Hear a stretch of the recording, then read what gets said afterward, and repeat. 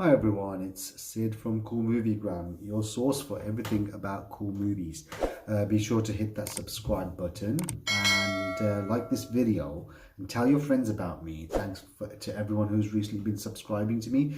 It's a slow process, but it's actually getting there, and I like the fact that I'm actually doing pretty well, doing better than ever. Anyways, I'll just shuffle back a little.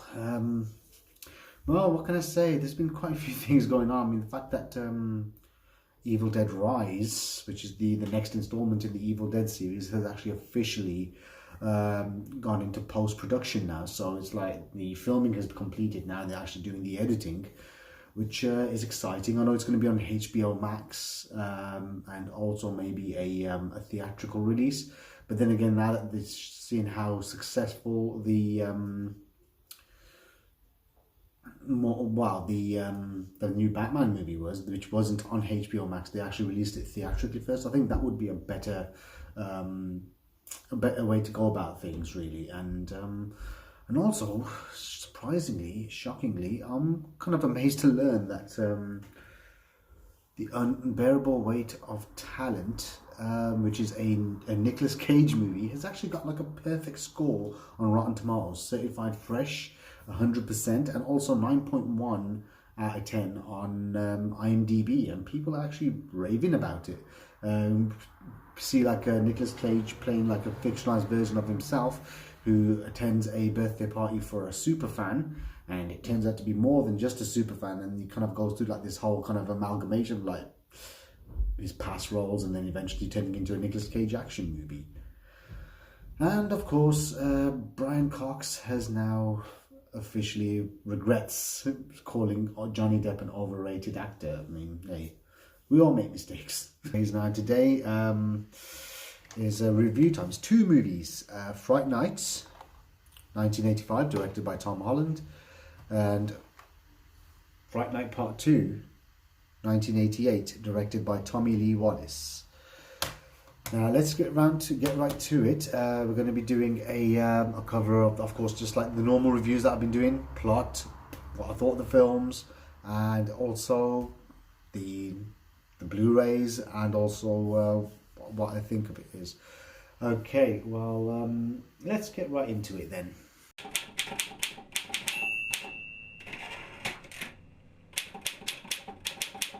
Charlie Brewster is a regular American teenager who's obsessed with horror movies, realizes that his neighbor, Jerry Dandridge, is a vampire, and he lures beautiful women and kills them, eventually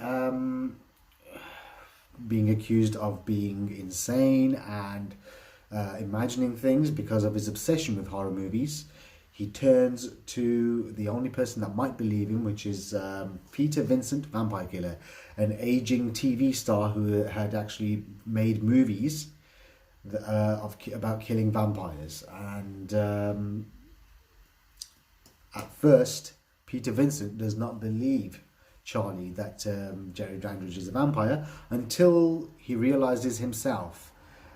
And then it kind of puts Peter, Charlie's best friend Evil Ed, and his girlfriend Amy in danger. In Fright Night Part 2, we see Charlie recovering from the events from the first movie. He has a new girlfriend played by Tracy Lind, who is now in college, and he is approached by a mysterious, beautiful woman.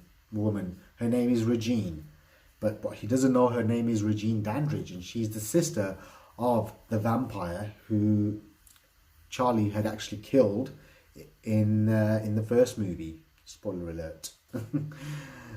She's out for revenge, and her revenge is by turning Charlie into a vampire. And she does it in these stages to try and turn him, but once again, Roddy McDowall's Peter Vincent, Vampire Killer, is helping him and tries to save Charlie along with his good new girlfriend.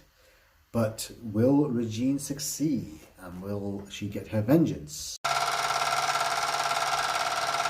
What I thought about the first Fright Night film, it was just such a revelation. I saw that movie maybe when I was about 11 or 12 years old. It came on TV, and my brother had taped it. When I watched it, I thought, wow, this is such an incredible movie. It's like, you know, the vampire, especially Chris Sarandon's turn as Jerry Dandridge. Definitely, he was the coolest vampire ever. I mean, he's like this guy. He is charming, well dressed. He could easily kind of like lure women, and he had this kind of charm about him, and he had this kind of like this thing about him that, like, yeah, I could see why. I mean, even if he wasn't a vampire, maybe women would actually just flock towards him anyway. And I thought William Ragsdale did a great job in playing the movie obsessed nerd, the teenager who's who seems to be kind of like screaming for his dear life, yet no one seems to believe him. And another person who I thought was actually pretty good in this movie was also Stephen Jeffries, that played his best friend, Evil Ed. It was this really kind of creepy kind of thing about him, and that there was not something right. You could tell that he was actually someone who doesn't take Charlie Brewster seriously, or sees him as some sort of a joke. And Amanda Bierce did pretty well as the damsel in distress, his girlfriend Amy. I mean, she was pretty perky, cute, kind of all-American looks about her. And again, I think Roddy McDowall was amazing. He was definitely the standout star. Him and Chris Sarandon were the standout stars of this film.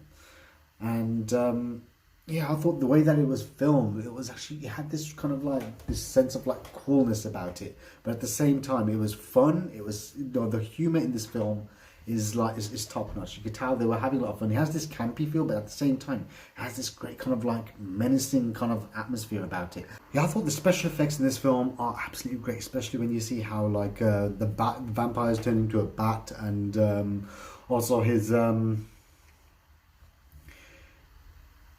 assistant, Jerry Dandridge's assistant, played by Jonathan Stark. I mean, especially the kind of the visual effects, especially that bit when we see towards the end. Visually, the film just looks absolutely like the practical effects were really good, and even the whole kind of transformation of like one of the characters who turns into a werewolf, turns into a vampire wolf. And then you kind of see that kind of the metamorphosis happening. And that was done pretty well, very impressively. I mean, almost as good as the American Werewolf in London transformation. And just even the music in the movie was really cool as well, done by Brad Friedel, who has scored the Terminator movies, especially in particular the first two Terminator films. It's just had this very kind of chic, kind of like 80s feel from the fashion, the style, the music score, and it's just one of the most standout kind of like vampire movies of all time. And definitely, I mean, I'm very kind of like picky when it comes to my horror movies, but definitely this one here, it was just the way that the film was made was really good. Oh, sorry. Yeah, this film, is made pretty well. Yeah, Fright Night 2. Okay, normally I'm very kind of peculiar and very picky when it comes to sequels. Now, the sequel this time around, it was actually continued the story in a pretty kind of cohesive manner. It kind of the story kind of picked up from what happened in the first movie to this kind of like just a new environment, and it wasn't exactly kind of just like another rip-off of the first movie, or do kind of a recycled plot in any way. They kind of went a different direction, and it's like a different kind of environment, but trying to kind of put the ante up. There's definitely a lot more kind of killing in this movie, and the body count is a lot higher. There are instances, especially considering it's taking place around a college campus, you'd see like innocent people, just like bystanders, getting attacked by vampires. Because there seems to be more vampires than there were in the first movie. There was only one vampire in the movie, and again, William Ragsdale does pretty well in his role. So does Roddy McDowall again. I mean, it was nice to see them. I mean, their chemistry, it kind of like had evolved from the first movie, and you kind of sees that, you can kind of get convinced that these two guys, they know each other for quite some time, and that they're you know, they've kind of developed this kind of bond about it.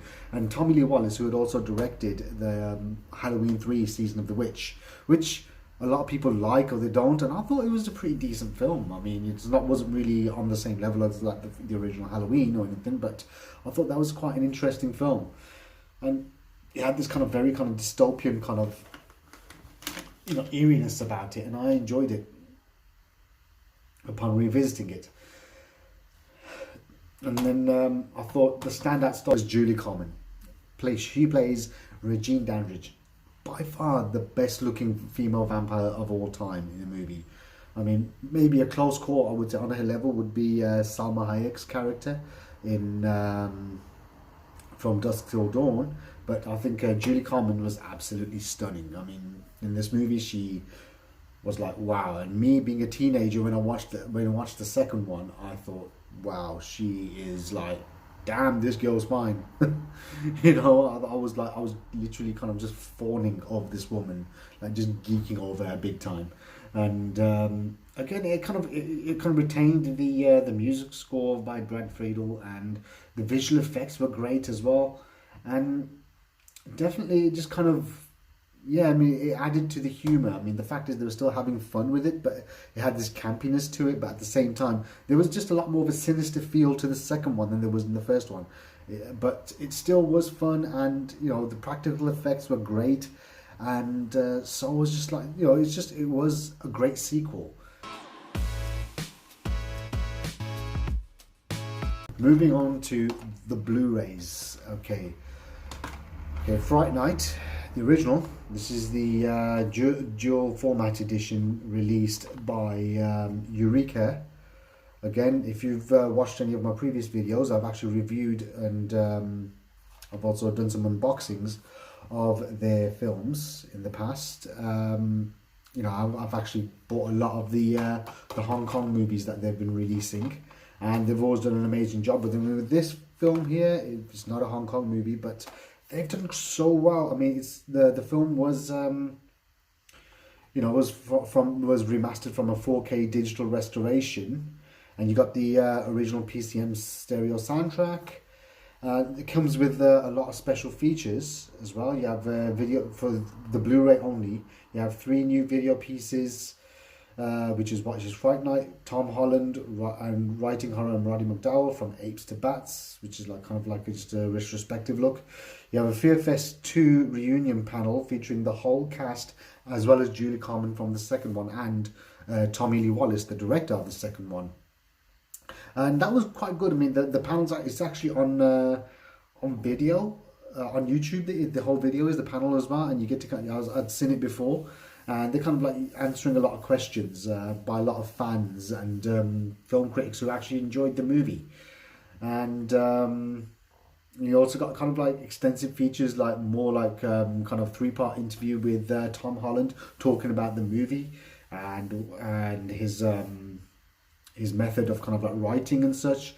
And then there was also a 146 version of this 2016 documentary You're So Cool, Brewster, which was great. It kind of like just like you get to see a lot of the cast from Fright Night 1 and Fright Night 2, and they kind of just talk about the impact that this film had when it came out, and its lasting impact upon fans that actually enjoyed this movie. And also you got the trailers and everything, and yeah, and again the film is kind of like, it's just a vast improvement from what I've seen before on the presentation of this film. It looks absolutely fantastic. Definitely, and I mean, I would say definitely this was great. I mean, it was a great presentation of the film, and you got a great package, and I think this is befitting for a film of this status. You know, it's considering how loved this movie is, and it's just definitely one of the true 80s horror masterpieces, and it needed this treatment. Fright Night 2, well, it doesn't come with any special features apart from the trailer, but the film itself, it looked really good. It's a Spanish DVD, as you can see. It says Noche de Miedo, parte dos. Yeah, sorry, my Spanish ain't good at all. It's terrible. But of course, that's the title there. And it doesn't say which company had actually released this as well at the time, but it says Dolby Laboratories Licensing Corporation. Oh, no, I can't even make out the Spanish that's saying. It doesn't say which company had actually published this movie, but the transfer is really good. I don't know if I don't think it was a 4K restoration or not. I mean, I don't know if it's an actual upscale. If it's an upscale, it's a really, really good upscale, because I've never seen the film look this good before, or it's actually a true HD restoration of the movie, and it looks really good. And the fact that you got the English Dolby Digital in DTS HD, it's actually DTS HD 2.0, so the sound quality is absolutely immaculate on this as well. And yeah, the only downside is there's no other bonus features on this Blu-ray, which it would have been nice if they did have them. And that's kind of like the only downside of it. Just before I kind of like, give my rating of the movies, like when I give movies a rating out of 5 stars, please I'd like to let you know that each time I give a movie a rating, I always do it in relation to the genre that the film is, the time period it was made, and only compare it to films within its genre and the time it was made as well. So I wouldn't be doing that. For example, if I'm reviewing a martial arts film or kung fu movie from the 70s, I wouldn't be comparing it to like a psychological thriller made in the 2000s or the 90s.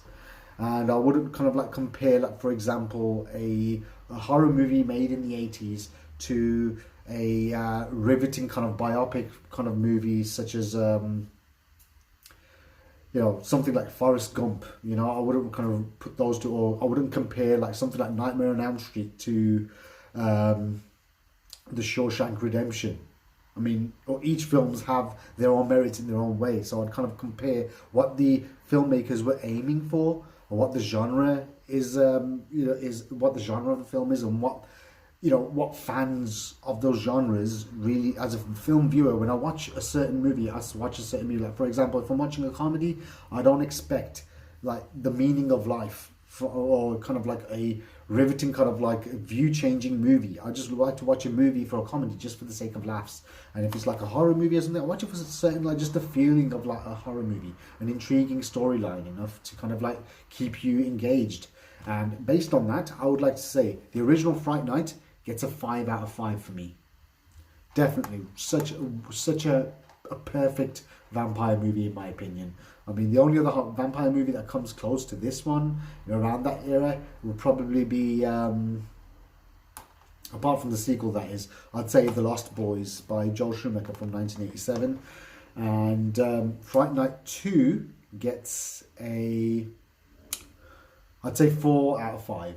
Still brilliant, one of the best vampire movie sequels I've seen ever. Now, the Blu-rays, this one here, for presentation of the movie and the bonus features that come with it, it gets a 5 out of 5 definitely as well. This is just like a must buy. If you can get this from Eureka, trust me, buy it. It's available on Amazon, anywhere else, and most major retailers, they always stock this as well. And Fright Night 2, I mean, the movie presentation again is 5 out of 5, but in terms of extras, there's nothing else. So I'd probably say the Blu-ray, I would say maybe about 3 out of 5, only because I really like this movie. So I kind of like, I kind of will kind of like push it to maybe 3 or maybe 4, out of 5, because I'm not really, maybe Eureka can also release Fright Night 2. I mean, they've done a great job with the first one. We'd love to see a release of the second one from a 4K restoration, if it looks good enough, and also, load it with some extra features as well. That would be really nice. Well, that was my video. Thank you for watching. Now, if you have either of these Blu-rays, let me know in the comments section. What was your thoughts on these movies and the presentations? And which other vampire movies would you consider to be on the top tier in terms of like horror and overall, just as a movie itself, which one stands out the most to you? My name is Sid, Cool Moviegram, and thanks for watching.